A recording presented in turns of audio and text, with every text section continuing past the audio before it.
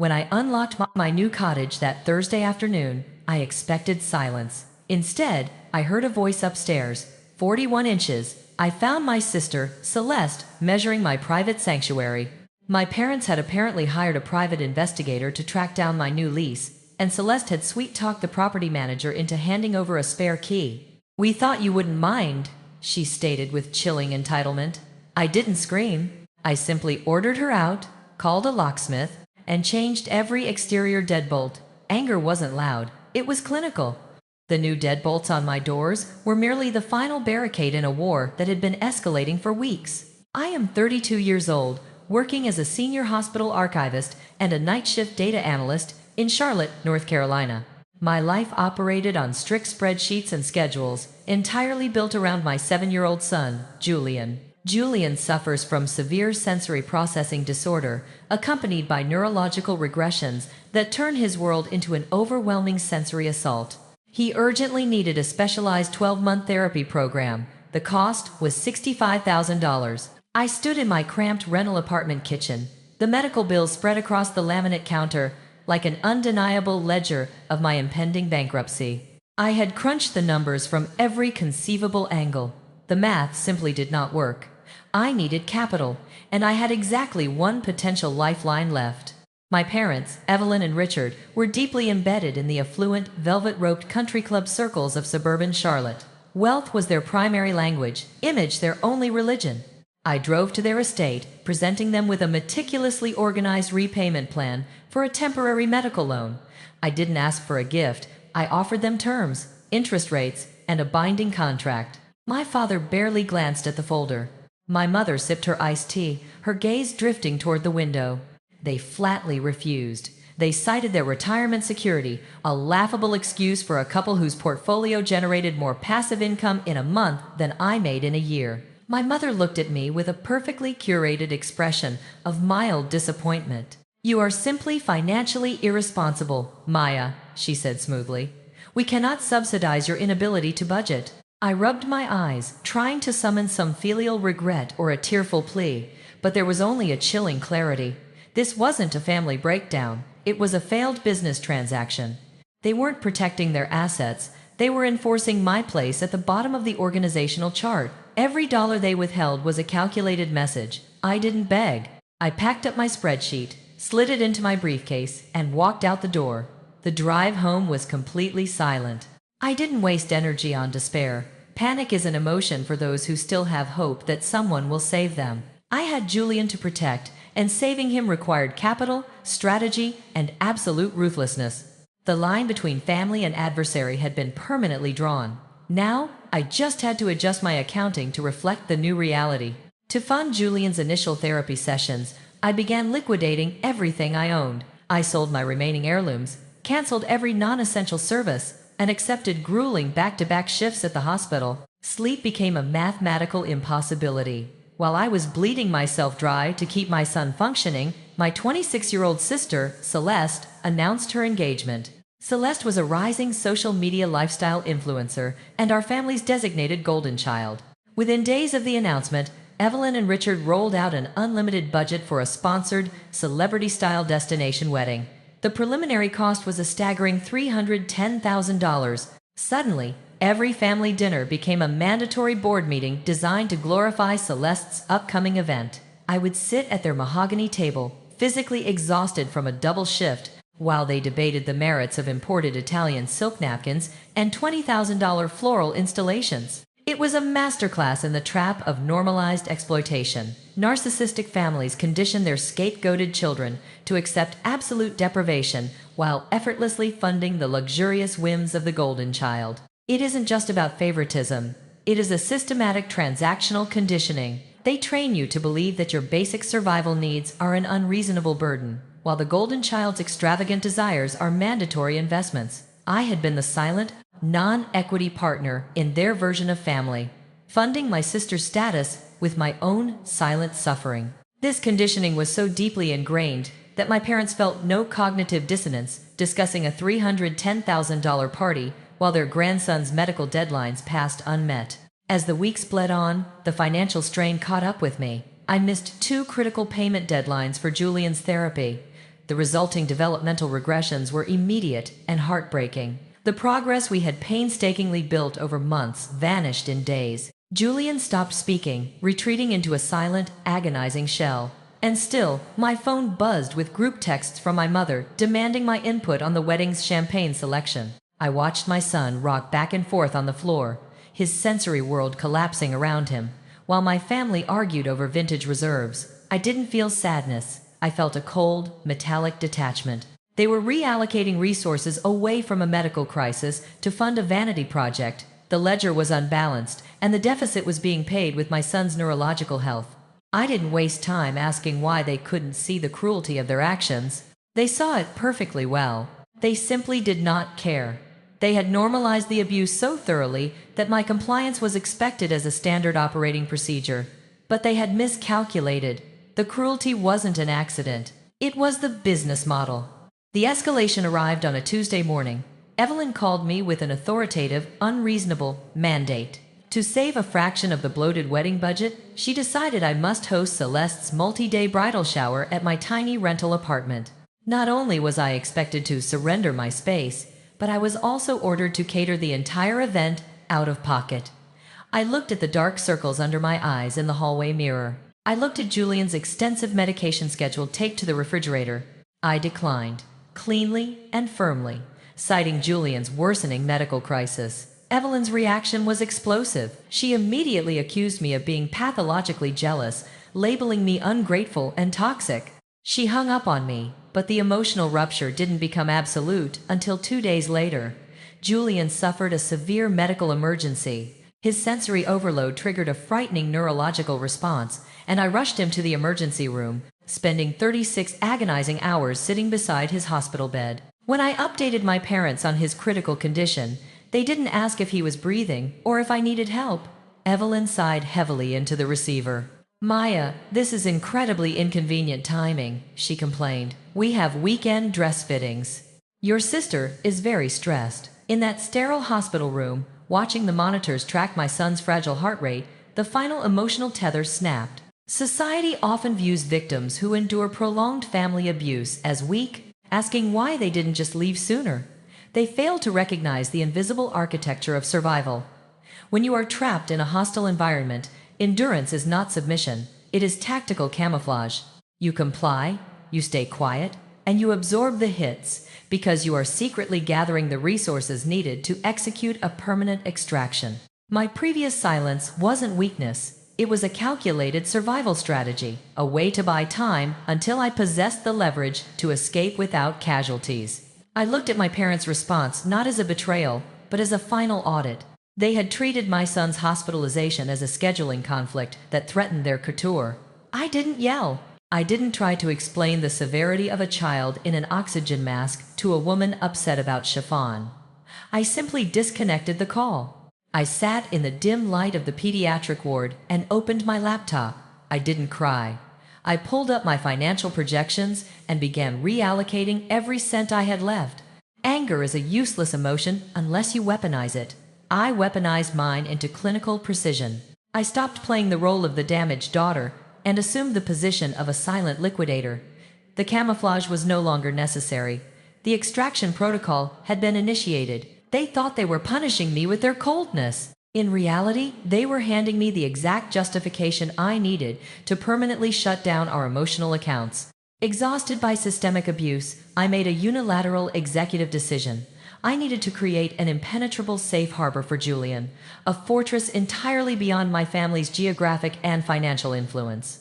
I secretly negotiated an upfront cash advance from my newly acquired remote data contracts and signed a strict, long-term lease on a modest, charming 3-bedroom cottage in a quiet suburb 2 hours away from Charlotte. The relocation was swift and confidential.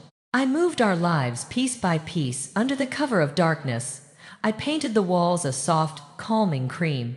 I arranged Julian's sensory books and weighted blankets in a room flooded with natural light.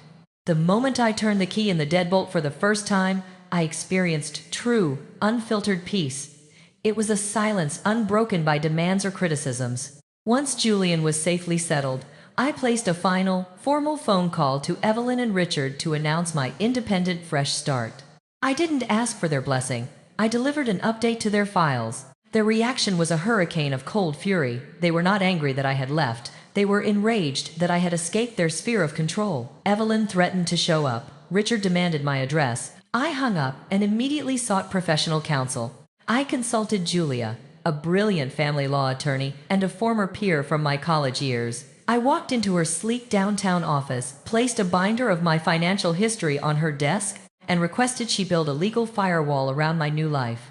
I need ironclad boundaries, I told her, my voice devoid of sentiment. I want them legally blocked from my property, my son, and my medical records. Julia was methodical, viewing my family history through the dispassionate lens of a litigator. She agreed to take the case, immediately initiating a comprehensive background check to ensure my parents couldn't exploit any hidden legal loopholes to force contact. I left her office feeling a profound sense of operational security. For weeks, life in the cottage was a serene, productive routine. Julian's anxiety plummeted in the quiet environment, and my remote work flourished. But the peace was abruptly interrupted by that Thursday afternoon intrusion. Catching Celeste measuring my sanctuary was the final proof that geographic distance meant nothing to people who viewed boundaries as mere suggestions. That was why changing the locks wasn't an act of panic. It was a necessary security upgrade. I sat in my cream-painted kitchen, sipping black coffee, perfectly in control. They thought they could simply walk back into my life and resume their standard operating procedures. They were shocked that I had stopped playing along. I had transitioned from a subordinate family member to an independent contractor who refused to renew their lease. My peace was a highly secured asset, and I was willing to prosecute anyone who attempted to trespass. Julia called me later that same evening. Her voice, usually composed and relaxed, carried a sharp, professional tension. She had been digging through public property deeds and old family financial filings to ensure my cottage purchase was bulletproof. Instead of just establishing a perimeter, she had stumbled across an anomaly in the archives, a massive, glaring discrepancy that would fundamentally alter the balance of power. Julia asked me to return to her office the following morning. I arrived precisely on time, taking a seat across from her expansive glass desk. She didn't offer pleasantries. She simply slid a thick, tabbed dossier toward me. While reviewing property deeds and family records to secure my cottage, Julia had uncovered a devastating secondary truth. It was a revelation that instantly transformed our dispute from petty family drama into a legally actionable corporate crime. According to the notarized documents sitting before me, my maternal grandparents had established a specific trust fund before they passed away. The trust contained exactly $310,000. The mandate of the fund was explicit. It was dedicated entirely to my educational advancement and the future well-being of any children I might have. I stared at the numbers, the stark black ink confirming the existence of capital that could have saved my son years of suffering. But the account was empty. Julia presented the transfer logs. Years ago, Evelyn and Richard had fraudulently forged signatures and methodically drained the trust. They had redirected every single cent to purchase Celeste's luxury high-rise condominium and to fund the launch of her corporate influencer brand. The $310,000 they were currently flaunting for her celebrity-style wedding wasn't just their money, it was the exact sum they had stolen from my disabled child. I rubbed my eyes trying to summon regret or shock, but there was only a chilling clarity. This wasn't a breakdown, it was a balance sheet, and the deficit was staggering. I had spent years liquidating my life, begging for temporary loans, and enduring their relentless financial abuse, all while they lived comfortably on stolen assets. They hadn't just denied me support, they had actively embezzled my son's medical lifeline to subsidize my sister's vanity. They committed fraud, Julia stated clinically. We have the forged documents, the transfer receipts, and the proof of destination accounts. We can freeze their assets immediately. I didn't cry. I didn't ask how they could do this to their own flesh and blood. I de-romanticized the entire relationship right there in the leather chair. I had been the silent investor in their version of family, and they had committed gross financial misconduct. Draft the paperwork, I instructed her, my voice cold and steady. But do not file it yet. I want this locked and loaded. I want the exact leverage calculated down to the decimal. They weren't just terrible parents anymore, they were felons. The narrative of the ungrateful daughter had been permanently erased, replaced by an airtight indictment. I walked out of Julia's office with the dossier under my arm, my posture perfectly straight. I drove back to my quiet cottage, the engine humming predictably. Anger wasn't loud this time. It was a meticulously planned, hostile takeover. I had the documents. I had the proof. I had the high ground. I would wait for the perfect moment to execute the foreclosure on their entire existence. They thought they had buried the past. They didn't realize they had simply handed me the ultimate weapon. I locked my new deadbolts, watched Julian sleep peacefully in his room, and began to outline my final retaliation strategy. 4 years passed with clinical efficiency. The legal firewall Julia built held strong, and my career trajectory skyrocketed. I was promoted to senior administrative director at my hospital, managing multi-million-dollar budgets. Julian thrived, fully integrated into specialized therapy, his regressions a distant memory. Our life in the cottage was secure, predictable, and exceptionally profitable. Meanwhile, the market finally corrected the anomaly that was my parents. Evelyn and Richard's high society investment firm collapsed in a spectacular, highly publicized federal fraud scandal. The authorities stripped them of their country club status and seized their assets. They faced immediate foreclosure on their grand suburban estate. Celeste, desperate to protect her influencer brand from the fallout, publicly severed all ties and abandoned them entirely. The golden child had liquidated her liability. Then came the knocking. On a crisp Tuesday afternoon, I looked through my security cameras to see Evelyn and Richard standing on my porch. They looked aged, panicked, and entirely stripped of their former arrogance. A battered, generic rental car was parked awkwardly in my driveway. I opened the door, leaving the security screen locked. "Maya, please," Richard begged, his voice trembling. "We have nowhere else to go. We need a $90,000 emergency bailout to stop the bank from seizing the house." They had come to the daughter they had robbed, asking for a loan. I didn't hesitate. I didn't relish in their despair or deliver a passionate speech about karma. I simply unlocked the screen, walked to my desk, and retrieved a prepared folder. I pulled out the dense legal contract Julia had drafted 4 years prior, filled in their newly requested sum, and retrieved my personal checkbook. I wrote out a check for exactly $90,000 and slid both documents across the kitchen island. "The terms are non-negotiable," I said, my voice empty of any familial warmth. "You will sign a legally binding promissory note acknowledging the stolen $310,000 as a formal debt, backed by whatever liquidated assets you have left. You will also sign a permanent, irrevocable cease and desist order barring you from ever approaching me or Julian again." Evelyn gasped, tears streaming down her face. "You can't do this. We're your parents." "You are delinquent debtors," I corrected coldly. "And this is the final ledger. Sign the contract, take the check, and never contact me again. Or walk out the door and let the federal prosecutors handle the trust fund embezzlement." Broken, humiliated, and utterly desperate, they picked up the pen. They signed every page, their hands shaking as they legally confirmed their own villainy. When the final signature was complete, I handed them the written check. I didn't offer a hug or a word of comfort. I escorted them out, pulled the heavy wooden door shut, and locked the deadbolt. I watched through the reinforced glass as their cheap rental car backed down my driveway forever. The transaction was complete. The accounts were permanently closed. There was no guilt, no lingering sorrow. They weren't shocked by what they had done. They were shocked that I had stopped playing along. I walked back to the kitchen, filed the signed confession in a fireproof safe, and poured myself a glass of water. It wasn't revenge. It was accounting. Autumn arrived with a quiet, undeniable finality, painting the cottage's ancient maple tree in brilliant shades of amber and gold. I sat on my sunroom porch, a mug of hot coffee warming my hands, and watched Julian sketch happily in his notebook. He was humming a soft, rhythmic tune, completely at ease in his environment. The silence that surrounded us was sacred, completely devoid of the chaotic anxiety that used to define our existence. The transaction was over, and the emotional accounts were fully reconciled. Society loves to guilt-trip victims with the weaponized phrase, "blood is thicker than water." It is a tool used by toxic systems to enforce compliance and demand unconditional loyalty. But people conveniently forget the full, historical proverb.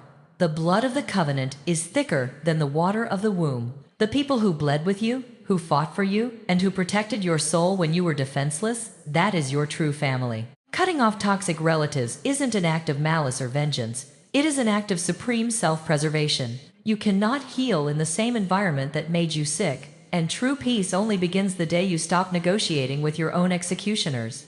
There is a profound psychological release in establishing the weight of a clean slate. When you finally enforce painful boundaries and sever the ties of normalized exploitation, you are not losing a family.